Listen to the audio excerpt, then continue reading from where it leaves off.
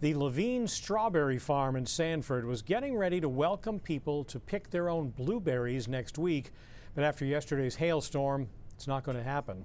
Owner Albert Levine says the farm took a beating from the storm.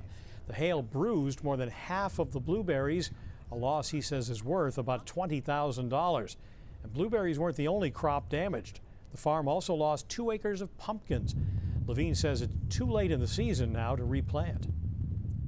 Very discouraging. And of course in farming there's a lot of, it will always be better next year. You always look forward to a better year than next year. Well, this is one of those years.